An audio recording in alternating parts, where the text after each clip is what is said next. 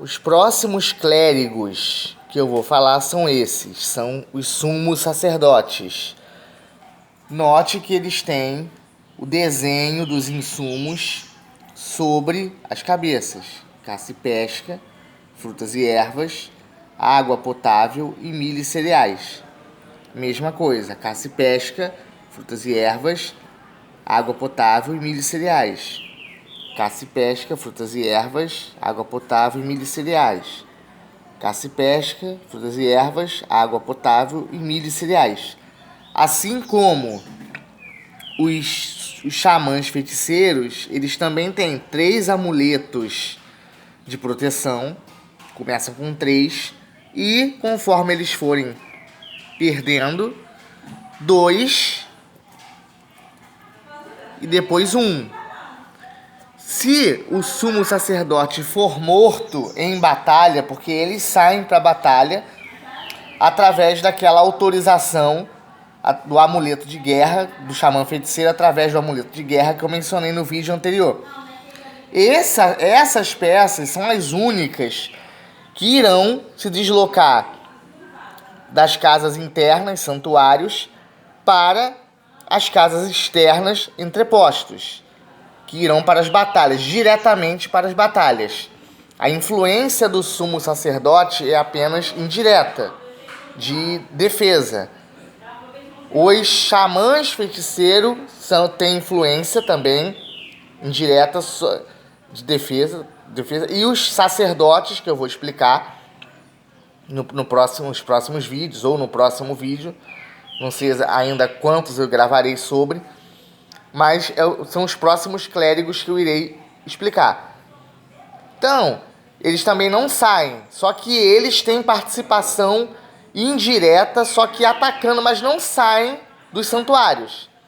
Já os sumos sacerdotes, essas aqui, saem dos santuários em direção às casas externas, aos entrepostos, e participam diretamente das batalhas, até para a construção dos templos, que eu também irei explicar em próximos vídeos dessa playlist aqui.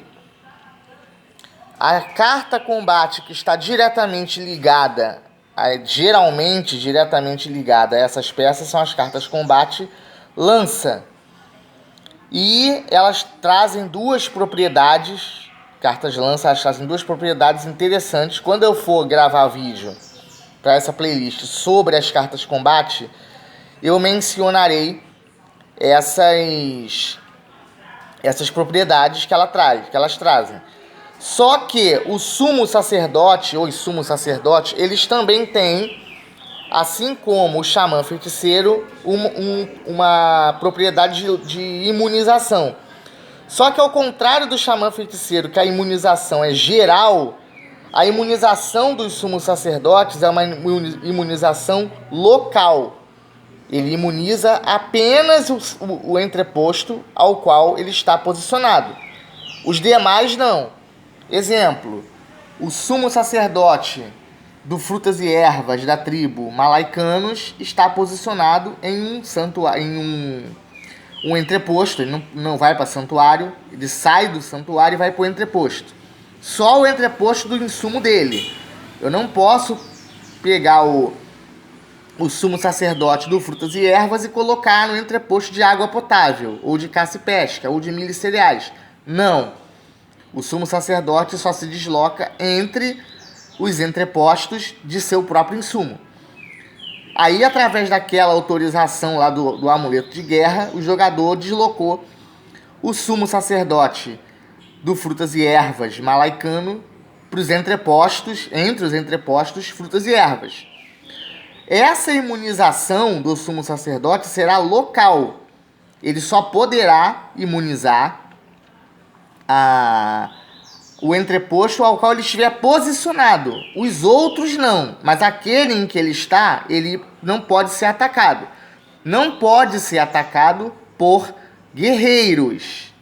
Guerreiros das etnias rivais, malauaques, maçores e marebuias, não poderão atacar o entreposto aonde o sumo sacerdote estará. Contudo, esse entreposto poderá ser atacado por outro sumo sacerdote através da carta lança, que é o que eu vou explicar quando eu for falar sobre a carta lança. Essa imunidade local ela poderá ser quebrada, e caso ela seja quebrada, o sumo sacerdote terá sido expulso da batalha de volta para o santuário, de volta para a casa interna, que foi aquela situação que eu mencionei no vídeo anterior.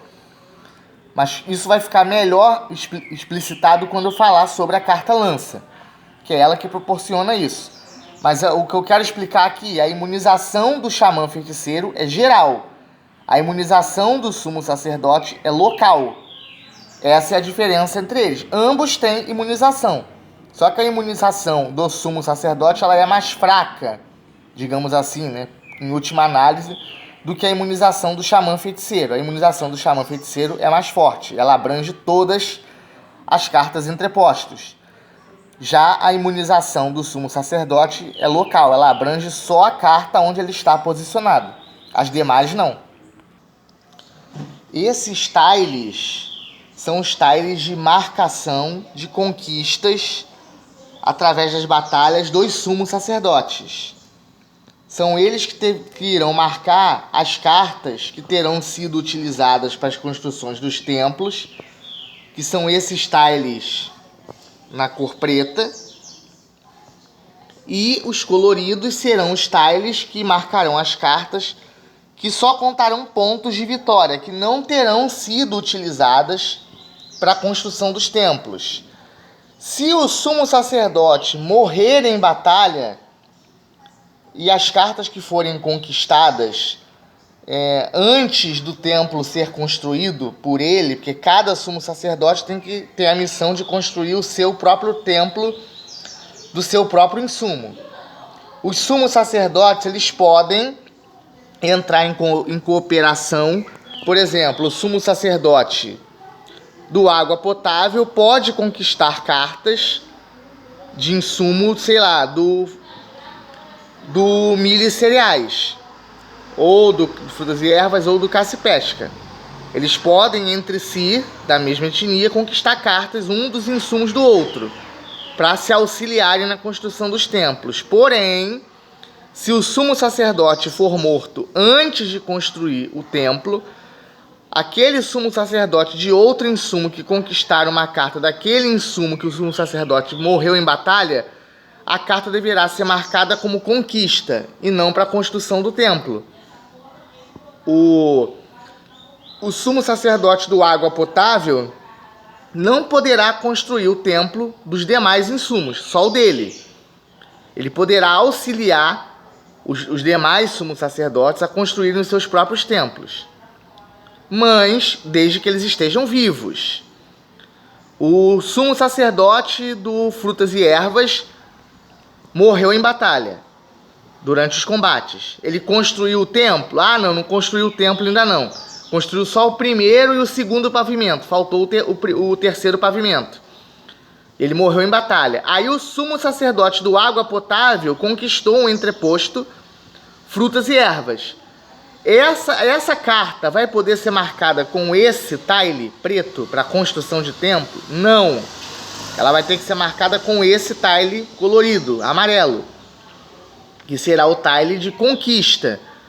Porque o sumo sacerdote não poderá construir o templo do outro, apenas se cooperarem para a construção dos templos, não cumprirem as missões uns dos outros.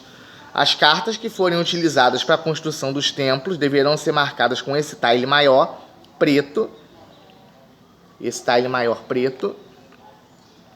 E as cartas que forem só conquistas em batalha deverão ser marcadas com esse tile colorido menor, indicando que as cartas foram utilizadas somente para a contabilização dos pontos.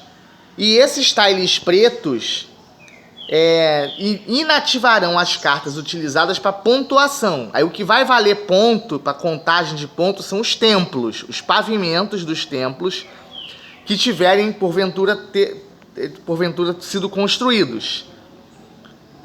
pelas cartas que os sumos sacerdotes conquistaram. Mas as cartas não valerão ponto, apenas serão cartas para conferência. Não para contabilização de pontos no final da partida. Apenas para conferir no final da partida, para evitar trapaças, né, do jogador dizer que construiu o templo, utilizou as cartas e não tinha carta para construir. Então, quando eu for falar dos templos, eu vou dizer essas quantidades de cartas que deverão ser utilizadas para as construções dos templos. Mas as cartas que tiverem sido utilizadas para construir templos deverão ser marcadas com esses tiles maiores na cor preta. E as cartas que tiverem sido utilizadas para contabilização dos pontos deverão ser marcadas com esses tiles coloridos. Então, a explicação por hora é essa daí.